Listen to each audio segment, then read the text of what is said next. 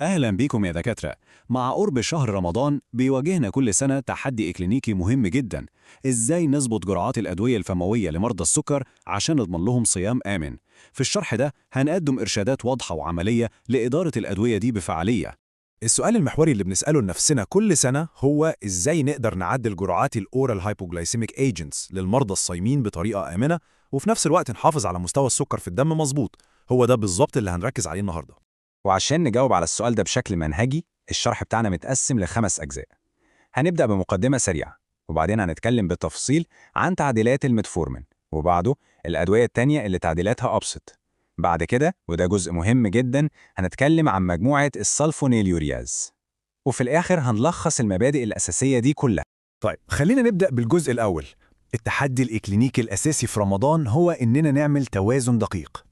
التوازن ده بين حاجتين: إننا نمنع نوبات هبوط السكر أو الهايبوغلايسيميا، وده الخطر الأكبر وقت الصيام، وفي نفس الوقت نتحكم في ارتفاع السكر أو الهايبرجلايسيميا اللي ممكن يحصل بعد الفطار.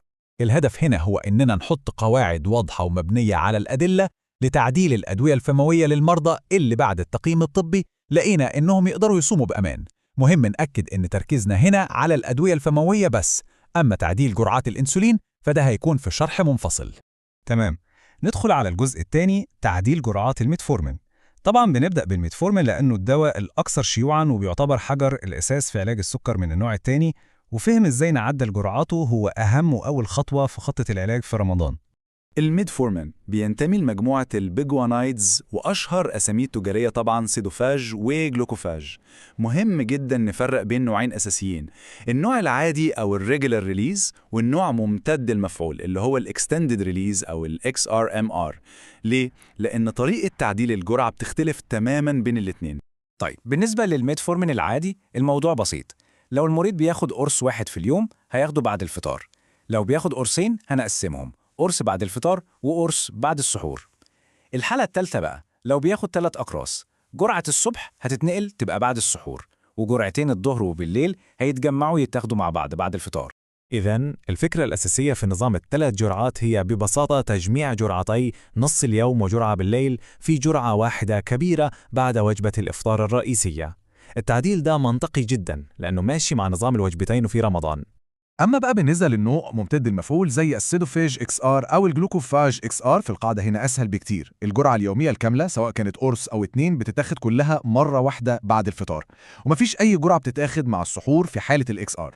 الجزء الثالث الأدوية الأخرى اللي تعديلاتها أبسط. كده خلصنا الميتفورمين، خلينا ننتقل لمجموعات تانية من الأدوية الفموية واللي تعديل جرعاتها في رمضان يعتبر أبسط ومباشر أكتر.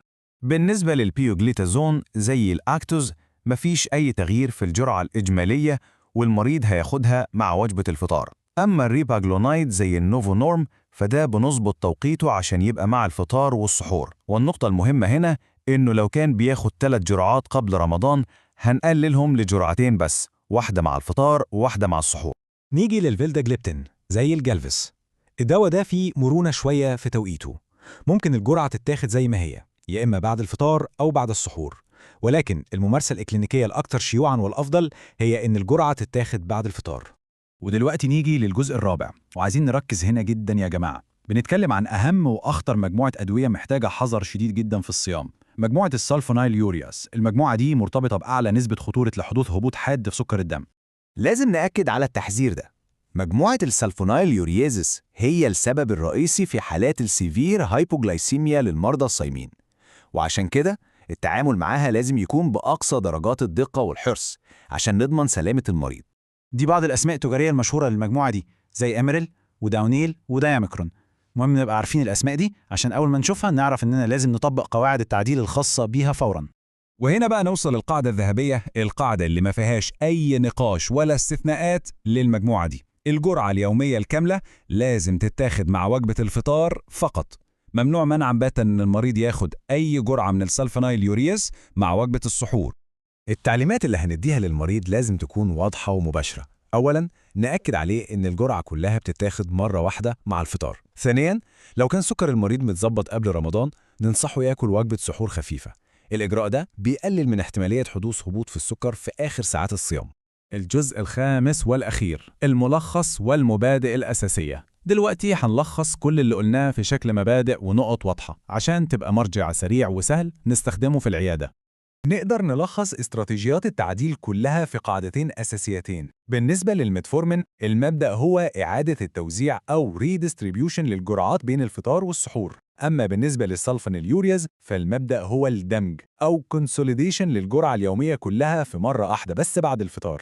الجدول ده بيقدم ملخص عملي لكل الأدوية اللي اتكلمنا عليها. بنشوف هنا مبدأ إعادة التوزيع للميتفورمين وقاعدة الجرعة الواحدة مع الفطار للسلفونيورياز مع التنبيه على خطر الهبوط. بنلاحظ إن جرعة البايوجليتازون والفيلداجليبتين مش بتتغير، وإن الريباجلينايد بيتحول لنظام جرعتين. الجدول ده ممكن نستخدمه كمرجع سريع في العيادة. في النهاية، الشرح ده بيوصلنا لسؤال إكلينيكي مهم جدا: إيه هي أهم محادثة لازم تحصل مع المريض اللي بياخد أدوية السلفونيليورياز قبل ما يبدأ صيام؟ الإجابة هي إن تثقيف المريض وتوعيته بأعراض هبوط السكر وإزاي يتعامل معاها، والتأكيد الشديد على قاعدة جرعة الفطار فقط، أهميتها لا تقل أبداً عن كتابة الروشتة نفسها.